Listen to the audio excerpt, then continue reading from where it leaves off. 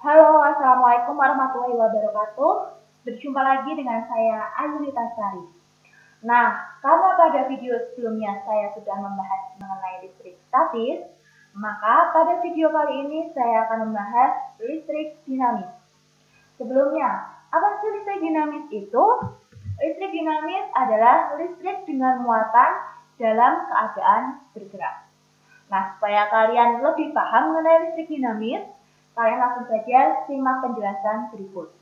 Istilah yang pertama pada listrik dinamis adalah arus listrik. Jadi, aliran muatan listrik positif itu sering disebut dengan istilah yang pertama pada listrik dinamis adalah arus listrik. Jadi, aliran muatan listrik positif itu disebut sebagai arus listrik. Arus listrik itu mengalir secara spontan dari potensial tinggi ke potensial rendah melalui konduktor, tetapi tidak dalam arah sebaliknya. Nah, banyaknya muatan listrik yang mengalir tiap satu satuan waktu itu disebut sebagai arus listrik. Rumus untuk mencari arus listrik adalah I sama dengan Q per T. Dengan I adalah watt arus listrik, satuannya ampere, Q adalah muatan listrik, satuannya coulomb, dan T adalah waktu, satuannya second. Lalu, istilah yang kedua ada rapat arus. Apa sih rapat arus itu? Rapat arus adalah besarnya arus listrik tiap milimeter persegi luas penampang kawat. Nah, arus listrik itu mengalir dalam kawat penghantar secara merata menurut luas penampangnya. Untuk mencari besarnya rapat arus, kita gunakan rumus J sama dengan I per A. Dengan J adalah rapat arus, satuannya ampere per milimeter persegi. I adalah watt arus, satuannya ampere. Dan A adalah luas penampang, satuannya milimeter persegi. Selanjutnya ada sumber arus listrik atau biasa kita sebut dengan sel listrik. Untuk sel listrik itu sendiri itu dibedakan menjadi dua, yaitu sel listrik primer dan sel listrik sekunder. Apa sih perbedaannya? Nah, perbedaannya di sini. Sel listrik primer itu adalah sumber arus listrik yang tidak bisa diisi ulang ketika muatannya habis. Jadi dia itu sekali pakai. Begitu habis langsung dibuang karena tidak bisa diisi ulang. Contohnya adalah baterai. Lalu, sel listrik sekunder itu apa sih? Sel listrik sekunder yaitu sumber arus listrik yang bisa diisi ulang ketika muatannya habis. Jadi jangan dibuang. Bisa kalian isi ulang kalau muatannya habis. Contohnya adalah aki. Paham ya sampai sini perbedaan sel listrik primer dan sel listrik sekunder? Kalau ada pertanyaan, silahkan saja yang di komen. Istilah selanjutnya ada beda potensial listrik.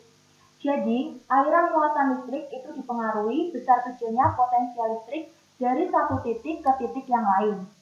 Nah, di sini untuk mencari beda potensial listrik, kita menggunakan rumus ini. Delta V sama dengan W per Q. Dengan delta V adalah beda potensial listrik, satuannya volt, W adalah energi listrik, satuannya joule, dan Q adalah muatan listrik, satuannya coulomb. Lalu selanjutnya ada hukum Ohm. Hukum Ohm ini adalah hasil perbandingan antara beda potensial atau tegangan listrik dan arus listrik itu disebut sebagai hambatan listrik. Nah, rumus untuk mencari hambatan listrik adalah R sama dengan V per I. Dengan R itu hambatan listrik, satuannya ohm, dan V adalah beda potensial atau tegangan, satuannya volt, sedangkan I adalah watt arus listrik, satuannya ampere.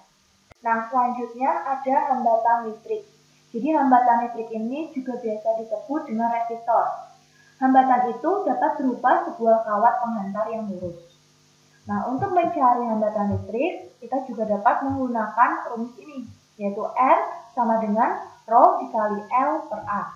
Dengan R adalah hambatan listrik, satuannya ohm, lalu Rho adalah hambatan jenis, satuannya ohm milimeter persegi per meter, dan L adalah panjang kawat penghantar, satuannya meter, sedangkan A adalah luas penampang kawat penghantar, satuannya meter persegi. Nah, untuk contoh soalnya adalah seperti ini. Sebuah sumber tegangan mengeluarkan energi sebesar 3000 Joule untuk memindahkan 60 coulomb muatan listrik dari satu titik ke titik lain. berapakah beda potensialnya? Seperti biasa, untuk mengerjakan soal, kita tulis dulu yang diketahui. Yang diketahui, yang pertama adalah besar muatan listriknya, yaitu 60 kolom. Jadi Q sama dengan 60 kolom. Lalu, yang diketahui lagi ada W-nya, yaitu sebesar 3000 Joule. Lalu yang ditanyakan adalah beda potensial atau V. Jadi untuk mencari beda potensial, kita langsung masukkan saja ke rumusnya, yaitu V sama dengan W per Q.